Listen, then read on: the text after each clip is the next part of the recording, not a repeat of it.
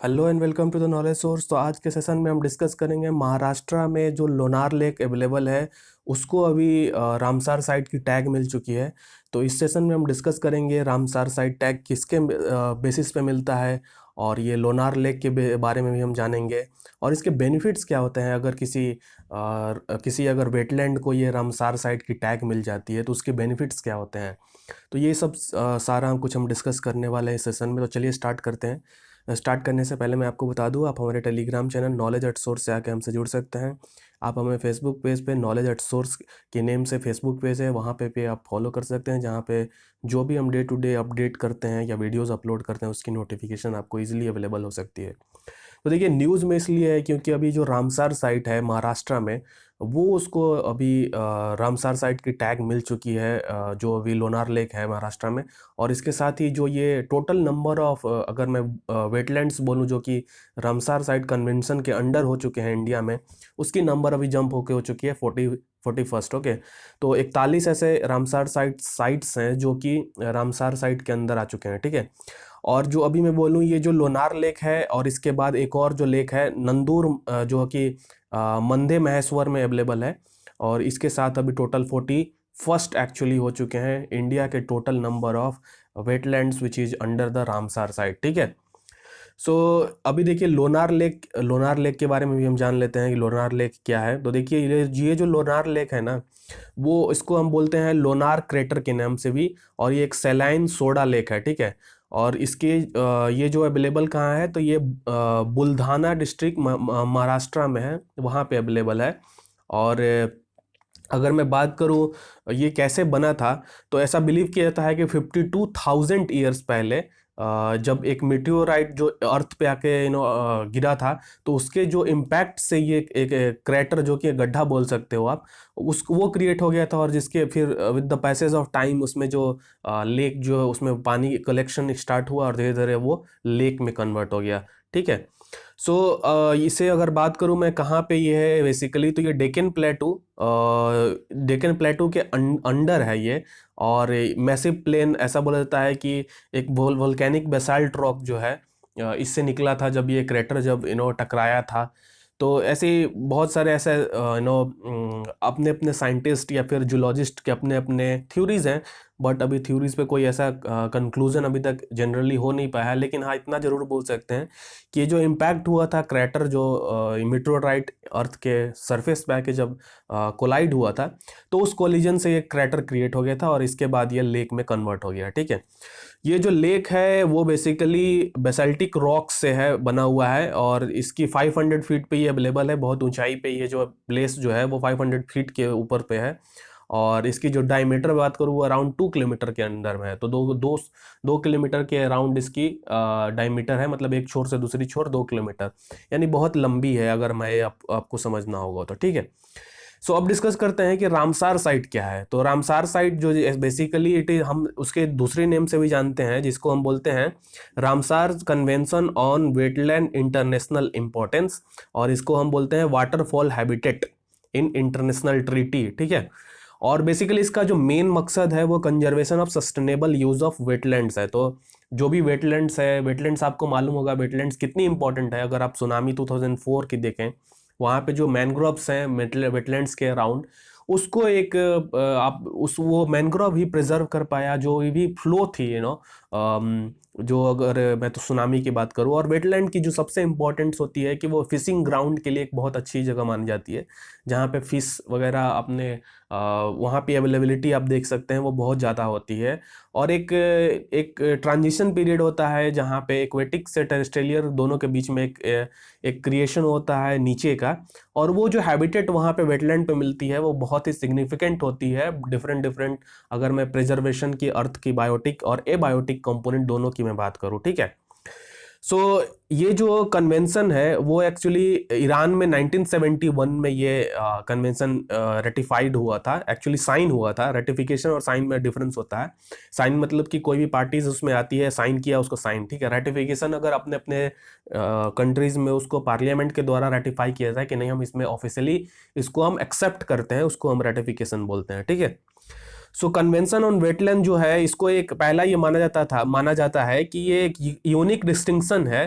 तो first modern treaty अगर मैं बोलूँ, कोई भी नेचुरल हैबिटाट को अगर प्रिजर्व करना है, उसके लिए ये 1971 की जो ये ट्रीटी है, ट्रीटी ऑफ वेटलैंड कन्वेंशन, जिसे हम रामसार साइट कन्वेंशन भी बोलते हैं, वो एक ऐसा माना जाता है कि ये फर्स्ट ट्रीटी है मॉडर्न हिस्ट्री में या मॉडर्न सोसाइटी में जहाँ पे कोई नेचुरल रिसोर्सेज की कंजर्वेशन के बारे में बात की गई हो। तो ये आपको याद रखना है, ये 1971 में ये साइन हुआ था ईरान की सिटी में, और ये इसको हम wetland on conservation of convention on wetland बोलते हैं, या फिर आप इसको रामसार साइट कन्वेंशन भी बोल सकते हैं, ठीक है।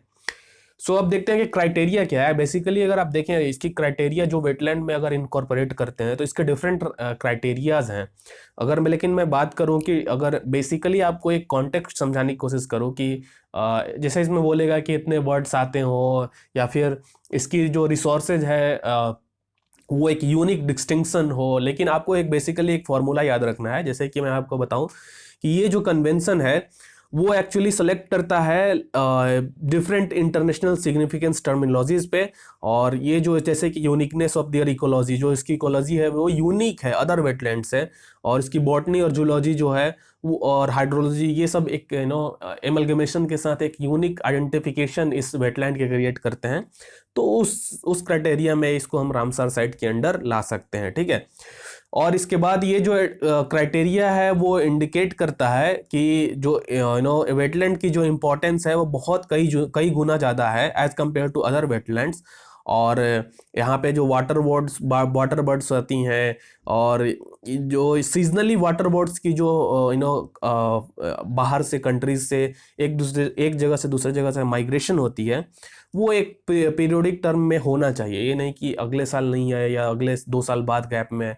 तो वो पीरियोडिक टर्म कब आएगा, जब वहाँ पे उसकी जो अगर कोई बर्ड्स आ रहा है, आप देखते होंगे साइबेरियन बर्ड्स या डिफरेंट बर्ड्स जो आते हैं, फ्लॉक्सेस उनके आते हैं इंडिया में, तो वो एक पीरियोडिक टाइम पे ही आते हैं। जैसे कि अभी टाइम हो गया विंटर सीजन, तो वो आप देख सकते हैं कि डिफरेंट माइग्रेटरी बर्ड्स आ सकते हैं इंडिया में, क्योंकि वो विंटर के बर्ड्स हैं, तो वो विंटर पसंद करते हैं। अगर वहाँ पे गर्मी आ रही है तो वो माइग्रेट होकर यहाँ पे आ जाते हैं।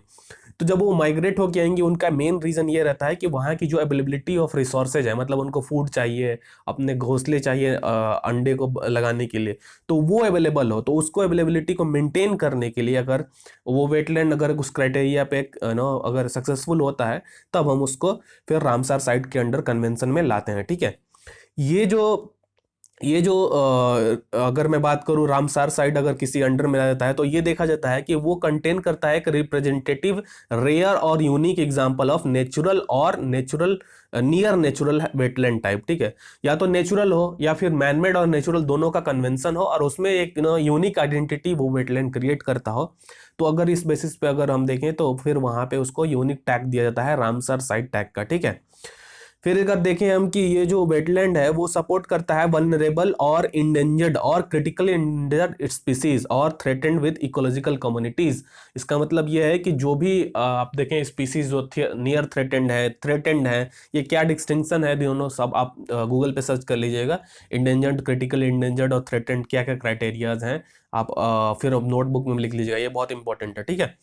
तो ये देखिए, ये जो एक ये इनको अगर प्रिजर्व करने की कोशिश करता है वो वेटलैंड, उनको एक बना देता है वहाँ पे अपने वेटलैंड पे, और उनको रिसोर्सेज प्रोवाइड करता है। अगर फूड की अवेलेबिलिटी के बारे में बात करूँ तो उस क्राइटेरिया पे अगर ये खरा उतरता है, तब इसे हम रामसार साइट कन्वेंशन की टैग उस वेटलैंड को मिल सकती है, ठीक है। सो अब देखते हैं कि सिग्निफिकेंस क्या होता है, इंपॉर्टेंस क्या होता है। अगर किसी वेटलैंड को अगर रामसार साइट का कन्वेंशन के अंडर आ जाता है तो उसकी इंपॉर्टेंस क्या होती है। तो देखिए, सबसे पहले तो इसका इंपॉर्टेंस ये है कि ये प्रोवाइड करता है नेशनल और इंटरनेशनल कोऑपरेशन और action regarding the conservation of wetland. तो ये जो भी उसकी कंजर्वेशन हो, उसकी सस्टेनेबिलिटी को मेंटेन करने के लिए जो फंड्स चाहिए, वो सब मेंटेन होता है आइदर फ्रॉम द नेशनल और इंटरनेशनल जो कोऑपरेशन करके उसको मेंटेन करने की कोशिश की जाती है। तो उससे बेसिकली अगर देखें, उसको फंड प्रोवाइड किया जाता है उस वेटलैंड को, और वहाँ जो जिस स्टेट के अंडर वो आता है, ठीक है। और ये जो रामसार स्टेटस है वो प्रोटेक्शन भी उसकी इन्हेंस कर देता है, जो भी रियर, जैसे मैंने आपको बताया कि एंडेमिक स्पेसीज हैं जो उस पर्टिकुलर एरिया पे अवेलेबल है, या फिर जो माइग्रेटरी स्पेसीज है वो उनके लिए भी एक प्रोटेक्शन की लेयर प्रोवाइड करता है वेटलैंड कन्वेंशन, जब ये रामसार साइट के अंडर आ जाता है।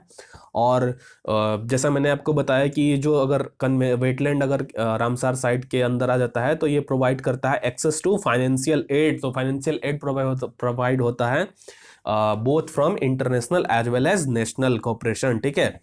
और स्मॉल ग्रांट्स भी इसको टाइम टू टाइम प्रोवाइड किया जाता है। अगर कोई मान लो जैसे अभी थोड़े दिन पहले बहुत सारे न्यूज़ में था कि लोनार लेक पिंक हो गया है, तो बेसिकली उसमें एक कीड़ा होता है, बैक्टीरिया होता है, वो एक्चुअली उसके चलते पिंक हो रहा था। अगर मान लो अगर कोई और रिसर्च होता, उसमें एल्गल बूम होता, तो एल्गी की जो अगर बहुत ज़्यादा एल्गल प्रोडक्शन हो जाता तो उसमें गवर्नमेंट के थ्रू थोड़ा ग्रांट मिल सकता था, और उस ग्रांट को अवेलेबल करके उसकी और थोड़ी सफाई की जा सकती थी। तो ऐसे लिटिल लिटिल टाइम पे ऐसा मिलता है।